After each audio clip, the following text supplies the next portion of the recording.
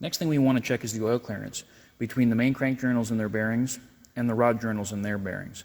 We want to make sure that we've got adequate room for the correct amount of oil to flow in between the two so we get good hydrodynamic suspension, and we want to make sure that the clearances aren't too large. So the way we're going to do that is with a product called Plastigauge. Very simply, it's just a strip of plastic similar to a piece of fishing line, and you're just going to tear it down to the size that you need. We're going to lay it on top of the journals, install the caps, torque them down, and as we torque the caps, the Plastigauge is going to get crushed and it's going to spread out. The smaller the clearance, the wider the Plastigauge is going to be, and the larger the clearance, the narrower it's going to be. And we're going to compare it to the package, which actually gives us an indicator for our clearance. Very important when you do this, that before you install the Plastigauge, you take a rag and you wipe any oil residue off. You want to do this totally dry. That goes for the journals and the bearings themselves. So first I'm going to do the rod. I've wiped down both the journal on the crank and the inside of the bearing shell. I'm making sure that the orientation is right for my cap. And I'm going to install the bolts. Now, when we're reassembling this engine, these bolts are going to have to be replaced because they're torque to yield. So if we were to look up our torque specification for our connecting rods, we'd see that it's a two-step process. First, we tighten these to 18 foot-pounds, and then we would go an additional 90 degrees. For checking clearance, I'm using the old bolts, and I am going to tighten to 18 foot-pounds,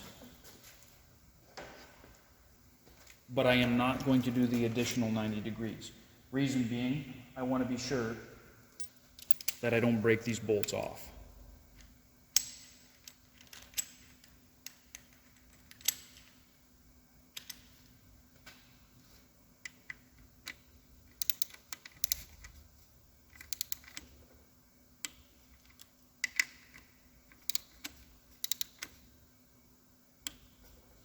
So I've tightened now to my 18 foot-pounds.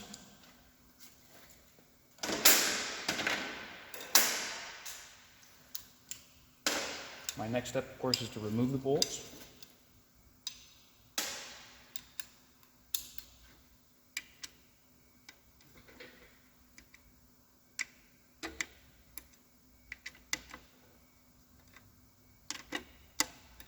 And see where our clearance ended up.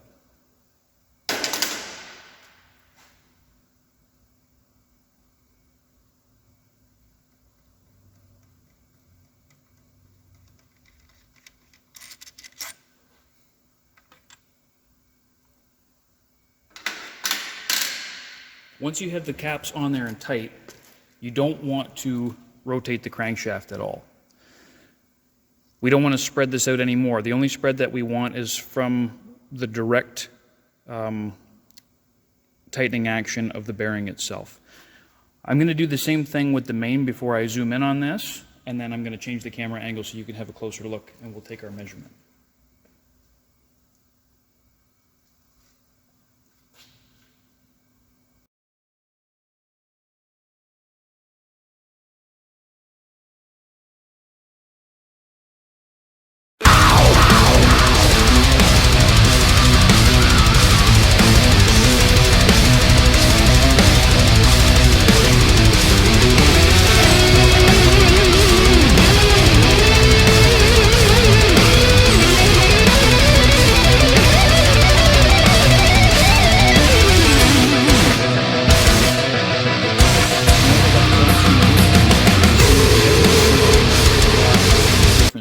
Where it's been squished versus its original size.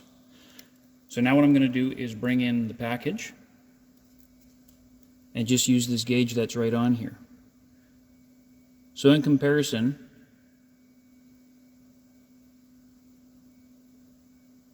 it's clearly wider than a 2 thou, or sorry, narrower than a 2 thou, but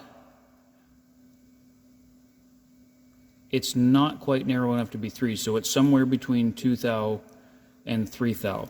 Now, if I look at my spec for my rods, what I'm allowed for oil clearance is 1 thou and 7/10 thou to 2 thou and 7/10 thou.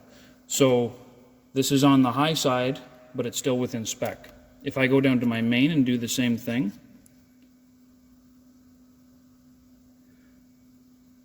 it's wider than the 2 thou mark. In fact, it's almost to 1.5 thou.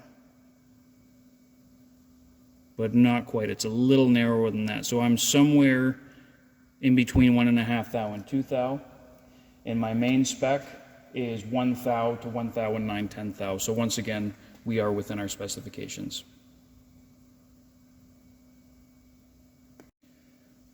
Once we're done checking our oil clearance, we're going to want to remove all this plastic gauge. We don't want to leave any in there. And I usually just scrape it off with my fingernail if I can. Or a plastic scraper, definitely nothing metal. I don't want to damage this journal at all. And then for our final installation, we're going to make sure that we use oil or assembly lube in between the journals and the bearings. We wanted to remove all lubricant to do this check, but now that it's done, we definitely don't want to put this back together dry.